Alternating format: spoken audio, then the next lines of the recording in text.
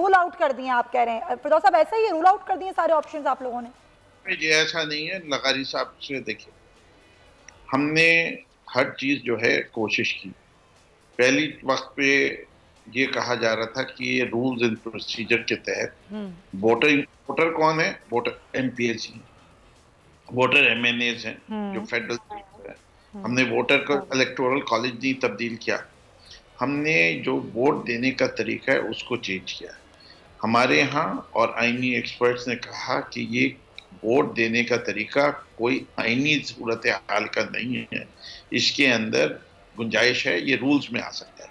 तो इसलिए presidential reference दिया कि सुप्रीम कोर्ट दे दे। सुप्रीम कोर्ट में ये जैसे जैसे मामला चल रहा था तो एक राय ये भी आई कि सुप्रीम कोर्ट ये कह सकता है कि पार्लिमानी मामला है, इसमें आप अमेंडमेंट लाए। हमने उस रेफरेंस को विड्रॉ नहीं किया, हमने आईनी amendment as simple as possible करके बोले है। अब वक्त की कमी है, अगर वो वक्त की कमी और गवर्नमेंट वो जो है लेट्स से कि सुप्रीम कोर्ट ये कह देती है कि इन प्रिंसिपल भी agree subject to the constitutional approval of the assembly और कॉन्स्टिट्यूशनल प्रोविजंस, कि इंटरप्रिटेशन सुप्रीम कोर्ट ये दे देती है कि वो समझते हैं कि ट्रांसपेरेंसी होनी चाहिए लेकिन ये असेंबली से। और अगर अच्छा, आप खुद कह रहे हैं नकवी साहब कि वक्त की कमी है, आप लोगों को एहसास हुआ कि देर से शुरू हुए आप लोग ये मामला करने में?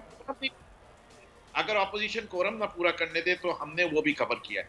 बात सारी ये कि हमारा एक मकसद है, ये जमातें जो खुद कहती रही थी ओपन बैलेट की बात कर रही थी चार्टर ऑफ डेमोक्रेसी में, आज ये अपने उस मौके से पीछे हट रही हैं। लेकिन नकवी साहब, आप लोगों ने देर नहीं कर दी, ये मामला उठाने में देर नहीं कर दी, पहले काम शुरू कर देते शुरू से ही जब हुकूमत में आए थे।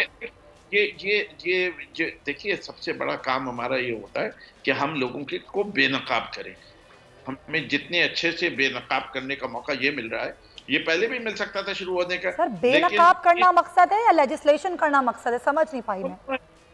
लेजिस्लेशन के जरिए बेनकाब कर रहे हैं। अच्छा, इनको बेनकाब कर रहे हैं, इनका घिनौना चेहरा पूरी कौम को दिखा रहे हैं कि ये हाथी के दांत दिखाने के और खाने के और। तो इससे आपको क्या फायदा होगा? इससे फायदा ये होगा, आवाम को पता चल जाएगा।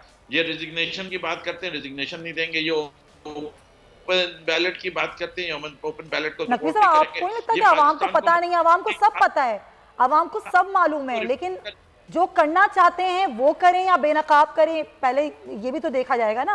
वक्त कम है अभी आपके पास, दोनों काम करने हैं इंशाल्लाह।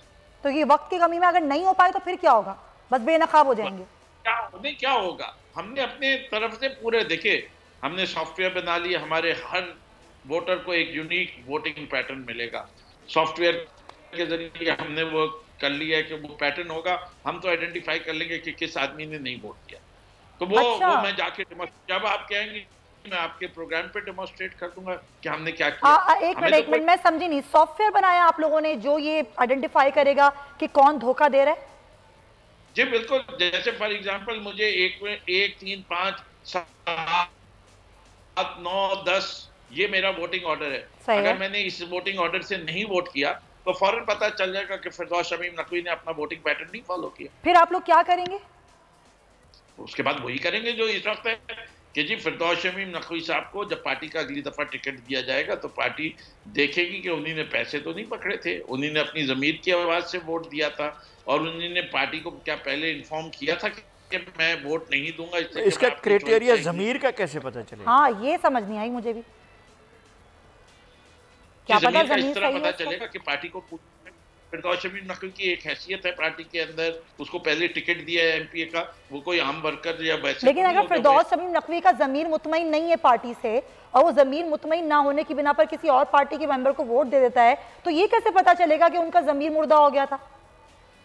नहीं, वो ऑब्वियसली दो चीजें होती है ना। मैं अपनी पार्टी के फैसले, जो कलेक्टिव विजडम है पार्टी की, पार्लिमानी बोर्ड टिकट देता है, मैं उस कलेक्टिव विजडम के अगेंस्ट जा रहा हूँ, तो इसके मतलब ये है कि मैं पार्टी के उन कुछ चीजों से इख्तिलाफ रखता हूँ, तो पार्टी को भी हक है कि वो मुझे दोबारा टिकट दे या ना दे। इसमें कौन सी ऐसी बुरी बात है? हर पार्टी ये देखती है। पार्टी कभी टर्नकोट्स को तो नहीं देगी ना। अगर उनको ये शक हो जाए कि कल मैं जो है पार्टी छोड़ के किसी और पार्टी में चला जाऊंगा तो वो मुझे दोबारा MNA MPA या सेनेटर और अगर कोई आपकी पार्टी में आ जाए, उनका मामला वहां से वो खराब हो जाए, तो उनके जमीर के बारे में क्या कहेंगे? देख, मैं तो बड़ी बात सारी है, ये पार्टियां तब्दील करना हर शख्स का हक है, ठीक है, हक है।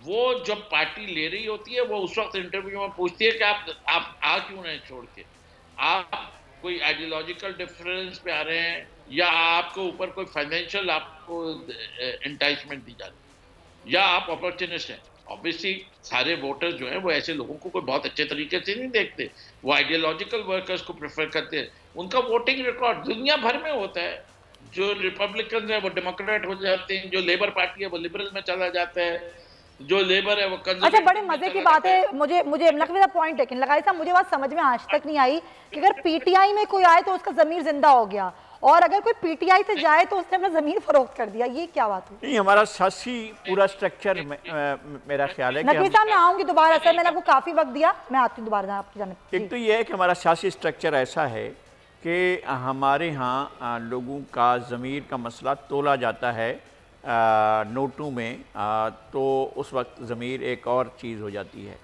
और ये होता रहा है। मुझे पता है कि किस तरह लोगों के रातों रात ज़मीर जो हैं अचानक जाग उठे और उन्होंने पीपल्स पार्टी को छोड़ा, PMLN को छोड़ा, फिर एक मुत्तहदा अब अपना एक सराइकी सूबा महाज बनाया, फिर वो महाज को उन्होंने छोड़ा और फिर जाकर वो PTI में शामिल हुए। तो उनके ज़मीर के जागने का जो प्रोसेस है पूरा वो हमारे सामने, और एक एक आदमी को हम अच्छी तरह से जानते हैं। सब्सक्राइब करें और बेल दबाएं ताकि कोई खबर रह न जाए।